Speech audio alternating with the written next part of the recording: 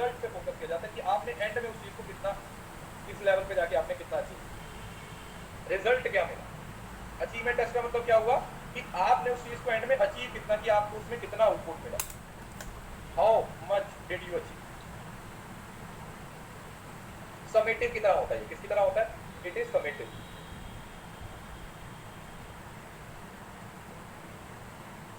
ये किसकी तरह होता है, ये समेटिव की तरह होता है। ये किसकी तरह होता है, समेटिव की तरह होता है। There are the proficiency. Proficiency का मतलब होता है आपको कोई टास्क दिया जाता है, उस टास्क में आपकी प्रोफिशिएंसी कि आप उस टास्क को कितने अच्छे से, एबिलिटीज या स्किल से रिलेटेड होता है। जैसे कोई मशीन चला रही हो तो वो की प्रोफिशिएंसी क्या की जाएगी, गाड़ी चलाने के लिए दे दिया, आप गाड़ी कितनी अच्छे से चला रहे हो, that is your proficiency, that is your capability, that is your skill, that is your क्षमता, कुछ भी बोल सकते हो। एक्सपर्टीज क्या है, एक्सपर्टीज है वो। जब एक्सपर्टीज को चेक किया जाता उसको आप प्रोफिशिएंसी टेस्ट का नाम दे देते हो, what you call it, proficiency. These tests aim to test the general ability of person at a given time. Their scope is governed by the reasonable exception to what abilities learner of a given status should possess. कि भाई अगर आपने ये काम कर लिया तो आप किस चीज को कितने possess हो। मतलब अगर एक बच्चा 10वीं क्लास 10 पास है और एक मास्टर है तो उनकी प्रोफिशिएंसी भी अलग अलग होगी ना। जिसने सिर्फ 10वीं पढ़ रखी है उसको हम कोई टास्क देंगे तो उसको उसके स्टैंडर्ड के हिसाब से देंगे, लेकिन अगर किसी ने मास्टर कर रखा है तो उसको उसके स्टैंडर्ड के हिसाब से सिखाया जाएगा, है ना, उसको उसके स्टैंडर्ड के हिसाब से सिखाया जाएगा। तो ये क्या है, ये आप लोगों की प्रोफिशिएंसी टेस्ट है। This is what we call proficiency test. Proficiency का मतलब किसी स्किल पे फोकस किया जाता है, किसी स्किल में आप कितना सीख चुके हो या कितना सीख सकते हो, तो उन सारी चीजों पे फोकस किया जाता है। देन ये अचीवमेंट टेस्ट आप लोगों को बता दिया, एप्टीट्यूड टेस्ट भी आप लोगों को बता दिया, प्रोफिशिएंसी टेस्ट भी आ गया। Placement test, there are special type of proficiency that is indication of the language level of learning so that can place in appropriate class for test. अब ये प्लेसमेंट इवैल्यूएशन की तरह होता है। कैसे, प्लेसमेंट इवैल्यूएशन होता है ना, ये टेस्ट से जैसे एंट्रेंस एग्जाम होते हैं ना, तो ये एंट्रेंस एग्जाम की तरह कंसीडर कर सकते हैं। एंट्रेंस एग्जाम,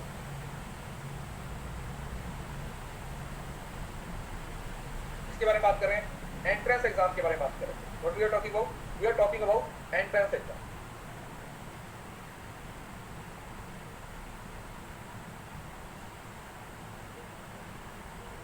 एंट्रेंस एग्जाम ताकि सही पर्सन को सही जगह पर क्या किया जा सके, प्लेस किया जा सके।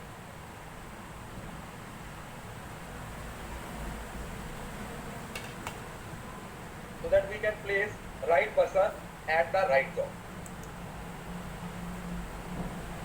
डायग्नोस्टिक टेस्ट भी आप लोगों को बता दिया है। आइडेंटिफाई यानी एरिया ऑफ डिफिकल्टी, कि किसी बच्चे को कोई डिफिकल्टी आ रही है, कोई प्रॉब्लम आ रही है, तो उसको क्या करना है, आइडेंटिफाई। उसको क्या करना है, आइडेंटिफाई। ये वही पहले वाला टेस्ट है, ये नॉर्म और क्राइटेरिया। इसका क्या करना है मैं आपको बताता हूँ। ये क्योंकि डिफरेंस ही आपको याद होगा, अपनी कॉपी पे ना एक चार्ट बनाना, ऐसे एक साइड पे क्राइटेरिया लिखना और एक साइड पे नॉर्म लिखना, और तीनों चारों चार्ट को मिला के ना एक चार्ट बना लेना, चाहे 2 पेज पे चले जाए, मतलब कोई पॉइंट मिस ना हो। समझ रहे हो ना, यहाँ पर 2-3 चार्ट है, जैसे एक ये है, एक ये वाला है, एक ये है, तो इन तीनों को चार्ट को मिला के अपना एक चार्ट बना लेना, ताकि आपको सारे चार्ट अलग अलग ना पढ़ने पड़े। एक ही चार्ट में आप सारे कंटेंट को क्या कर लो, लिख, एक ही चार्ट में अपने सारे पॉइंट्स को लिख लीजिए, ताकि जब आप इसको पढ़ने बैठो तो फिर आपको कोई दिक्कत ना आए, आप बड़े आराम से क्या कर सको, उस जो चार्ट है उसको क्या कर सको, अपना कंप्लीट कर सको। सारे पॉइंट्स आपके एक ही जगह पर क्या हो जाए बेटा, क्लियर हो जाए।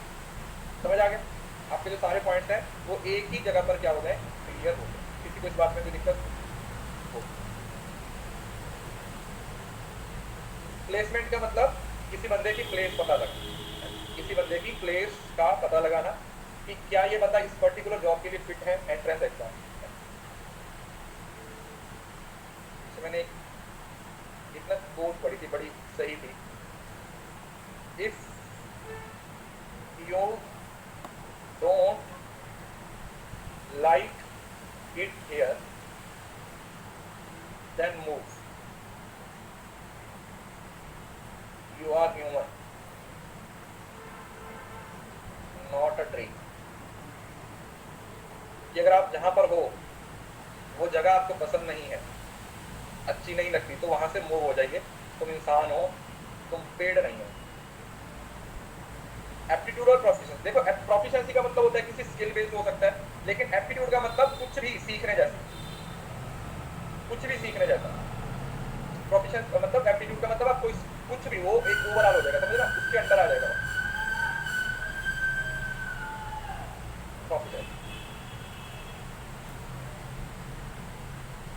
उसके बाद आता है स्कॉलिस्टिक असेसमेंट। स्कॉलिस्टिक असेसमेंट का मतलब क्या हुआ? स्कॉलर का मतलब क्या होता है? जैसे स्कॉलिस्टिक का मतलब क्या होता है कि कोई बंदा जैसे स्कॉलर, जैसे पीएचडी करने वाले को स्कॉलर बोल दिया जाता है। पीएचडी वालों को स्कॉलर पता है क्यों बोला जाता है? क्योंकि कुछ और बोलेंगे तो इनको बुरा लगेगा, तो सिर्फ नाम की इज्जत दे दी जाती है इनको, लेकिन बोलना तो कुछ और चाहिए। लेकिन इनको लगता है कि नहीं यार, अगर हम कुछ और बोलेंगे तो इनको तकलीफ होगी, तो इनको नाम में विद्वान बोलते रहो, ताकि बस ये इस वहम में रहे, है ना, ताकि ये बस वहम में रहे। लेकिन पता तो इनको भी है कि ये क्या है, लेकिन फिर भी बोलते हैं कि नहीं नहीं भाई स्कॉलर है ये, तो हम तो स्कॉलर है। तो बस नाम में इनके एक वो पैशन इनको दिखाया जाता है, नाम में, बस नाम में इनके बस एक फेम है, बाकी तो जो आप कर रहे हो वो पता ही है।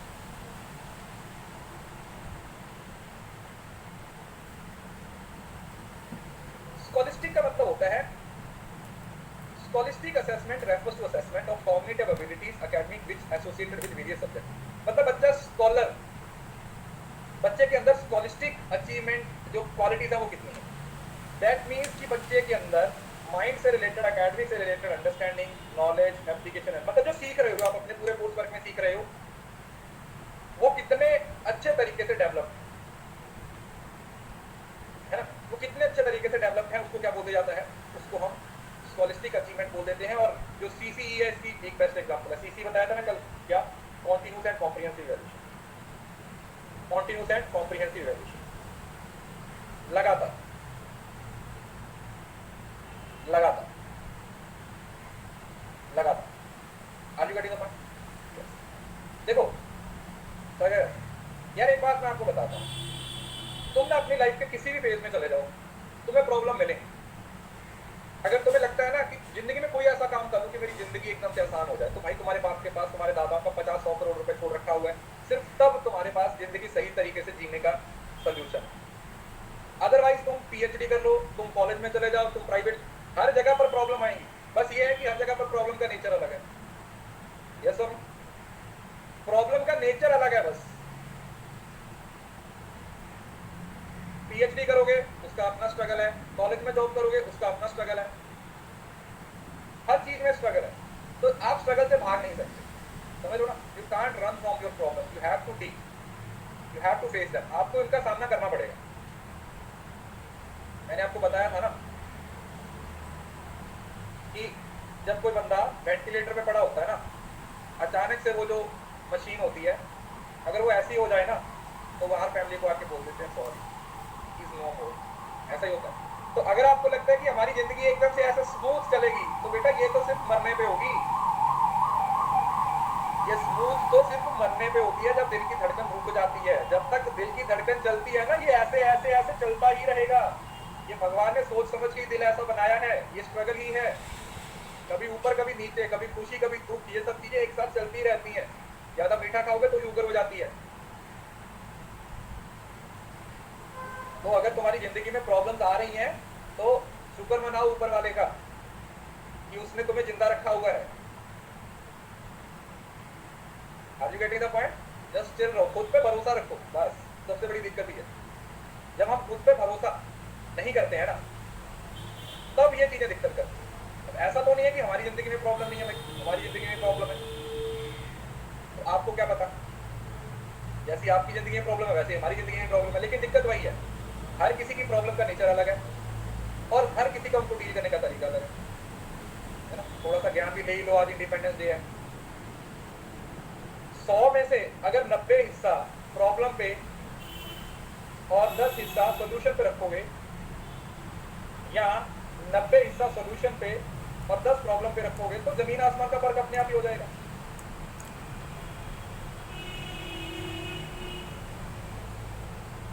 है ना। प्रॉब्लम सबके सामने आएगी, उसको डील करना आपको आना चाहिए। दो छोटी छोटी कहानियां सुनाता हूँ, 1-1 मिनट की कहानियां हैं। उम्मीद करता हूँ आप लोगों को अच्छी लगेंगी इस पर्टिकुलर सिचुएशन में, कि किस तरीके से आपकी जो सोच है वो आपको एक डिफिकल्ट सिचुएशन से एक अच्छी सिचुएशन पे लेके चलेगा। एक लड़ाई लग रही थी दो फौजों के बीच में, इधर से भी गोलियां चल रही थी, इधर से भी गोलियां चल रही थी।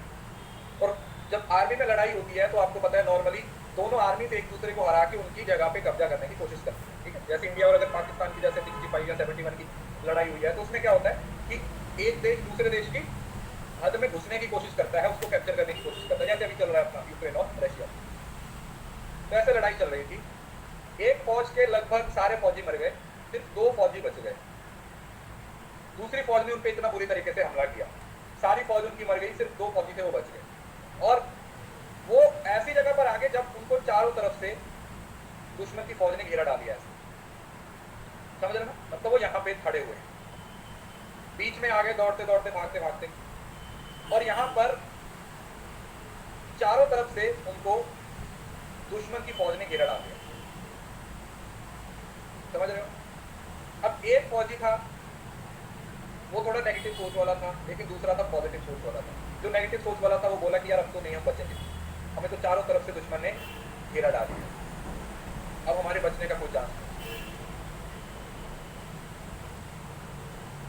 लेकिन दूसरा था वो बोला यार इससे अच्छा मौका तो हमें मिलेगा ही नहीं। बोला कैसे?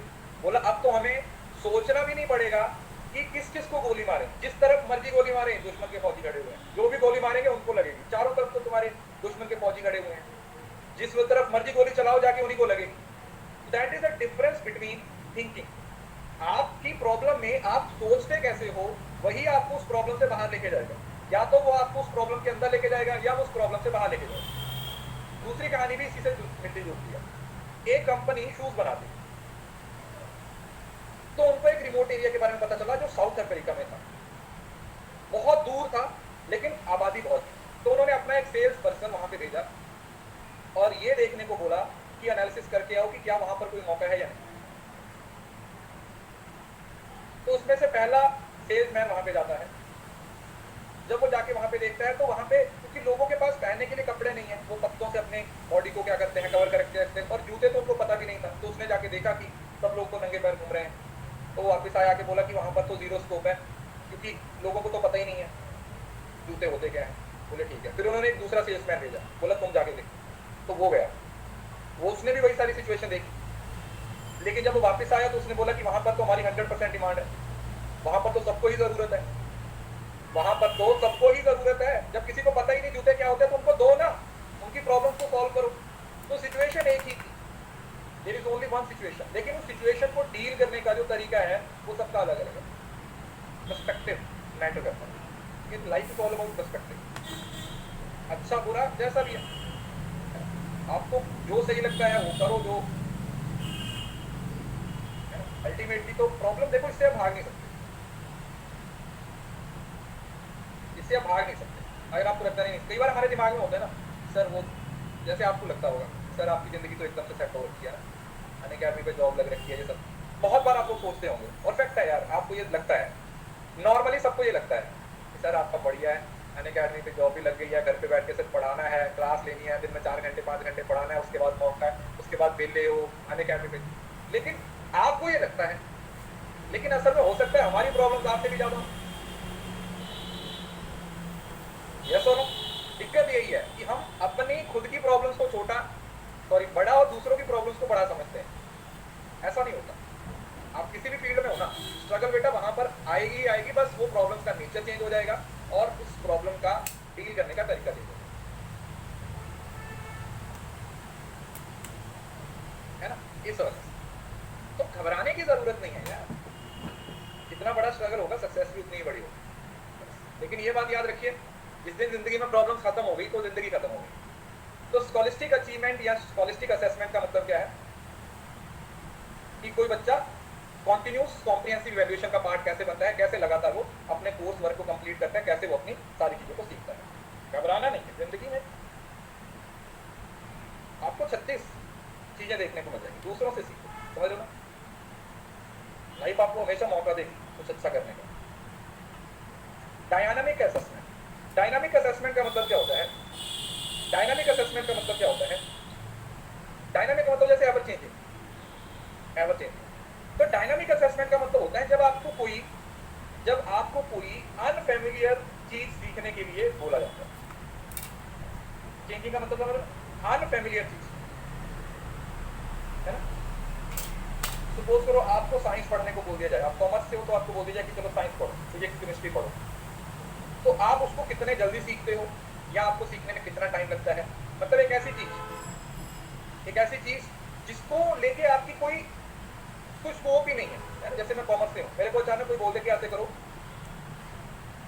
तुम केमिस्ट्री पढ़ो, भाई केमिस्ट्री छोड़े हुए कितने साल हो चुके हैं, 10वीं में पढ़ी थी, बिल्कुल नहीं आती। लेकिन मेरे को ये पढ़ने को बोला जाए या मेरे को सीखने को बोला जाए, तो वहां पर फिर मेरी एक डायनामिक असेसमेंट हो, या मेरे को बोल दिया जाए कि चलो तुम फ्रेंच सीखो, तो भाई मेरे से कहाँ सीखी जाए? तो ऐसा नहीं कि सीख नहीं सकता, मतलब हाँ एक चैलेंज हो जाएगा मेरे लिए फ्रेंच सीखना, या अगर मेरे को कोई बोले कि इटालियन सीखो, है ना, तो ये क्या हो जाएगा, ये एक डायनामिक असेसमेंट का पार्ट हो जाएगा, जहां पर आप लोगों को क्या करने को बोला जाता है, आपको एक अलग चीज सीखने का के लिए बोला जाता है, और फिर देखा जाता है कि आप उस चीज को कितनी आसानी से कितनी जल्दी सीखें, कि आप उस चीज को कितनी आसानी से और कितनी जल्दी सीखें। That is what we call dynamic assessment, right. तो ये वही आप लोगों को अलग एक्टिविटी सीखने का मतलब आउट ऑफ योर एक्सपर्टीज आपको कुछ बोला जाता है सीखने के लिए। आप साइंस से हो आपको कॉमर्स पढ़ने को बोला जाएगा, कॉमर्स से हो आपको साइंस पढ़ने को बोला जाएगा, आप आर्ट्स से हो तो आपको साइंस पढ़ने को बोला जाएगा, समझ लो ना। मतलब ये कुछ बच्चे ऐसे होते हैं जो इन चीजों को सीख जाते हैं। जैसे मैंने बताया था आपको, किसी भी बच्चे की सबसे ज्यादा सीखने की जो एबिलिटी होती है वो 11 साल से लेकर 14 साल तक की एज की होती है। जब आप 11 साल से लेकर 14 साल की उम्र में होते हो तो उस टाइम पे आपका माइंड इतनी ज्यादा स्पीड से ग्रो हो रहा होता है कि उस 3 साल के दौरान आप कुछ भी कर सकते हो। उस 3 साल के अंदर आप 10 लैंग्वेज सीख सकते हो, जो कुछ आप करना चाहो तो आप उस 3 साल से 4 साल की उम्र में कर सकते हो।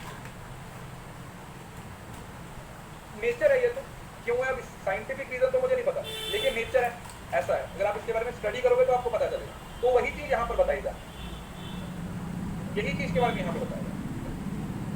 पता होता तब कर, मुझे भी नहीं पता था ना, दिक्कत तो यही है ना, मुझे भी 22 साल की उम्र में जाके पता चला। हाँ, लेकिन अब मैं हर 10 साल के बच्चे को ये बताऊंगा, अब मैं हर 10 साल के बच्चे को ये बताऊंगा कि बेटा जैसे तू 11 साल का बनेगा ना, 11 साल का होगा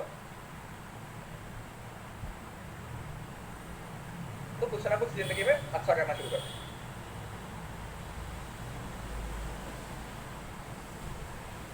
यस,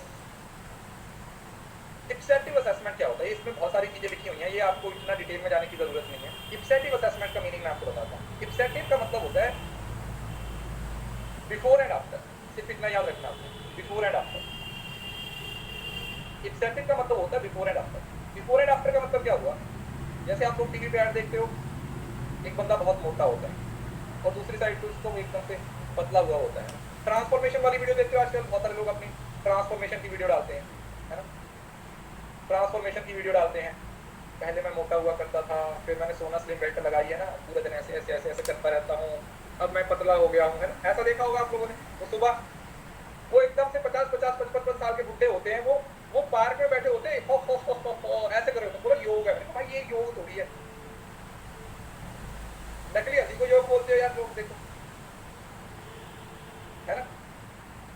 हंसी तो रीजनल होगी तभी तो अंदर से आवाज आएगी ना, तभी तो उससे आपकी सारी जो लाफिंग एक्सरसाइज क्या है, फालतू में ऐसे रोए ऐसे नीचे से हाथ लेके आते ऊपर अरे भाई जब अंदर से हंसी ही नहीं आ रही है तो उस हंसी का क्या फायदा, वो तो ड्रामा हो रहा है, जबरदस्ती हंसने का क्या मतलब।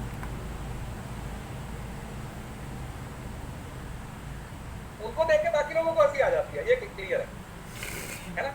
उनको देख के हमें हंसी आ जाती है। कई बार मैं ऑफिस जाता तो मैं पार्क के बाहर खड़ा हो जाता था, बाइक साइड पे लगा दी, उनको देख के वहां पे हंसता रहता था।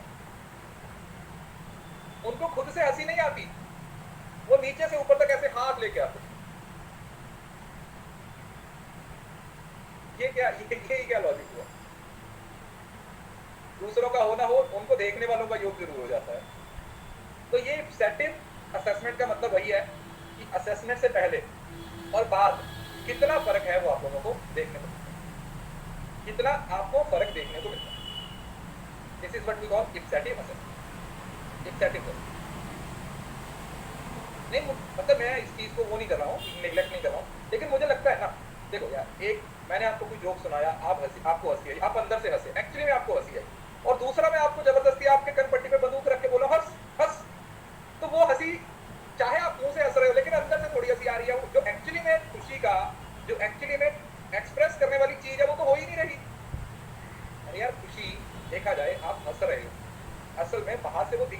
असली हंसी तो अंदर है ना, यस और नो? असली खुशी तो अंदर है ना, दिल से हंस रहे हो तभी तो वो चेहरे पे नजर आ रही है, लेकिन चेहरे पे नजर आ रही है, दिल तो रो रहा है। दिल तो रो रहा है कि कहीं ये अपना बंदूक का घोड़ा ना दबा दे, कहीं ये घोड़ा ना दबा दे, नहीं मैं तो पलट जाऊंगा, है ना, लटक जाऊंगा। अंदर से तुम बहुत डरे हुए हो, बाहर से तुम ऐसे ऐसे कर रहे हो। देखा होगा अपनी मूवीज में ऐसा, बहुत सारी मूवीज में भी ऐसे सीन है ना, मतलब मुझे याद नहीं है कौन सी है, लेकिन ऐसा है, उसको जबरदस्ती असली को बोला जाता है, अंदर से रो रहा होता है बट वो चेहरे से स्माइल कर रहा होता है, नकली हंसी है ना। तो ये वही है। अब इसमें क्या होता है बेटा, इप्सेटिव में कुछ, ये देखो इस वाली फोटो को ध्यान से देखो, बिफोर एंड आफ्टर, कि कोई टास्क परफॉर्म करने से पहले आप लोगों ने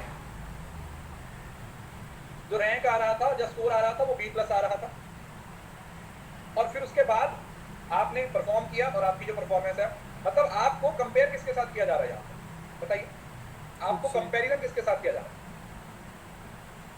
अपने साथ, खुद के साथ कंपेयर किया जा रहा है। आपका जो कंपैरिजन है वो किसके साथ है? वो खुद के साथ है, किसी दूसरे इंसान के साथ तो नहीं है। आपका जो कंपैरिजन है बेटा वो किसके साथ है? वो अपने आप के साथ है, किसी दूसरे के साथ नहीं। इसको बोलते हैं इप्सेटिव असेसमेंट। बाकी इतना डिटेल में कभी पूछा नहीं गया। Rubrics summative evaluation. अब इसमें क्या होता है, रूब्रिक्स समझते हो ना, एक चार्ट बनाया जाता है और उस चार्ट के थ्रू किसी पर्टिकुलर टास्क को अलग अलग हिस्सों में डिवाइड कर दिया जाता है और फिर उसके अकॉर्डिंग आपको रैंक दिया जाता है। जैसे मैं आपको बताता हूँ कैसे। जैसे सपोज करो आपको एक प्रोजेक्ट बनाने का काम दिया गया और उस प्रोजेक्ट को 100 नंबर में भाग कर दिया। आपको एक प्रोजेक्ट बनाने को दिया और उस पूरे प्रोजेक्ट को कितने हिस्सों में डिवाइड कर दिया? पूरे प्रोजेक्ट को 100 नंबर में डिवाइड कर दिया और उसको फिर आगे 5 अलग अलग में दिया कि इसका जो डिजाइन है उसके 20 नंबर है, इसकी जो नॉलेज है उसके 20 नंबर है, इसकी जो एप्लीकेशन है उसके 20 नंबर है, इसकी जो प्रेजेंटेशन है उसके 20 नंबर है, इसका जो प्रोसेस है उसके 20 नंबर है ना। और फिर उसके कुछ पैरामीटर्स बना दिए, जैसे किसमें ऐसा पढ़ा ऐसा समेटिव लीकर्ट स्केल में, है ना, रिसर्च में पढ़ा था लीकर्ट स्केल में। तो फिर उस प्रोजेक्ट को आपको क्या किया जाएगा? इवैल्यूएट किया जाएगा। आपके प्रोजेक्ट में जो डिजाइन है देखा जाएगा, भाई डिजाइन तो मस्त है, तो यहाँ पे क्लिक कर देंगे, बोला आपको नॉलेज भी अच्छी है लेकिन एप्लीकेशन उतनी अच्छी नहीं, ठीक ठाक है, मतलब बहुत ज्यादा नहीं। फिर प्रेजेंटेशन है वो तो बड़ी बेकार थी, बिल्कुल ही मीट नहीं किया, और प्रोसेस है वो बड़ा बेस्ट है। तो अब इसके हिसाब से 1 2 3 4 5 है, तो इसका जो टोटल यहाँ पे आएगा वो 100 में से टोटल होगा। इसको बोल दिया जाता है रूब्रिक्स। इसको क्या बोल दिया? रूब्रिक्स। रूब्रिक्स क्लियर है? तो ये हमारा इसका एक क्या बन जाएगा? हिस्सा बन जाएगा।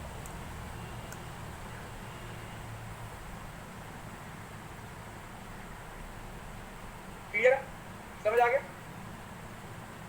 तो सेल्फ के साथ आप लोगों को कंपेयर इधर किया जाता है, ये आप लोगों का समेटिव हो जाएगा जिसके अंदर। अब ये वाला ऑलरेडी पहले पढ़ चुके हैं, assessment of learning. Of learning का मतलब होता है ऑफ का मतलब होता है इसका, तो ये समेटिव होती है फॉर्मेटिव होती है, कल भी बताया था। ऑफ लर्निंग जो हो चुका है पूरा समेटिव, तो ये समेटिव लर्निंग है या समेटिव असेसमेंट, समेटिव इवैल्यूएशन कुछ भी हो सकता है। तो जो समेटिव में आप लोगों ने पढ़ा था वही इसका पार्ट है, समेटिव में जो आप लोगों ने पढ़ा था।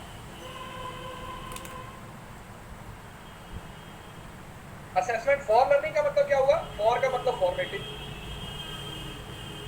फॉर का मतलब क्या हुआ? Formative learning, formative assessment, formative है।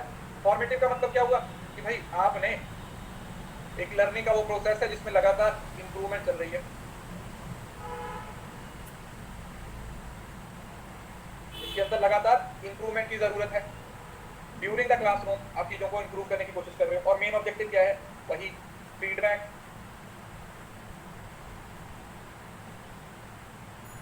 Enhancement, improvement. तो ये कुछ चीजें हैं वो स्कोप का पार्ट बन जाती है कि आपकी परफॉर्मेंस को क्या करने की कोशिश कर रहे हैं, we are trying to improve your performance. तो ये किसका पार्ट बन जाता है? ये आप लोगों का असेसमेंट फॉर लर्निंग का पार्ट बन जाता है। और कुछ है ये सेम आपका होगा, दैट्स ऑल अबाउट योर। एक क्वेश्चन यहाँ से आप लोगों को पक्का आएगा, तो इसको अच्छे से पढ़ लेना। That's all about this topic. इसके बाद बड़ा खतरनाक टॉपिक शुरू करेंगे, कल की क्लास में शुरू करेंगे, दैट इज लर्निंग। लर्निंग बहुत ही ज़्यादा इंपॉर्टेंट और बहुत ज़्यादा कॉम्प्लेक्स है।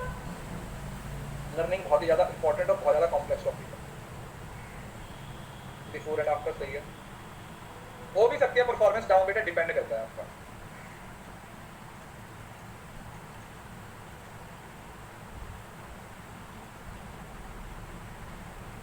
डेंगू हो गया इसको।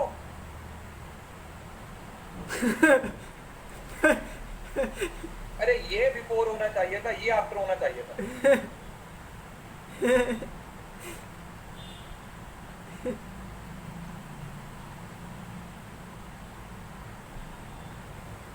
Telegram channel commerce net achievers join कर लीजिए।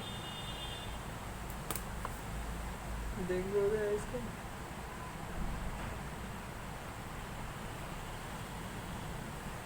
अरे PYQ मिल जाएंगे, टेलीग्राम पे दिए हुए हैं पहले, वो जाके चेक कर लो। इस बार वाले अभी बना अब मिले नहीं, मतलब इस बार वाले अभी शेयर करने हैं, इस बार वाले अभी शेयर करने हैं, तो मिल जाएंगे आपको। पुराने वाले टेलीग्राम की, टेलीग्राम कॉमर्स नेट अचीवर्स पे जाओ, वहां पे फाइल सेक्शन में चले जाओ, फाइल सेक्शन में चले जाओ, वहां पर आप लोगों को मिल जाएगा। फाइल सेक्शन में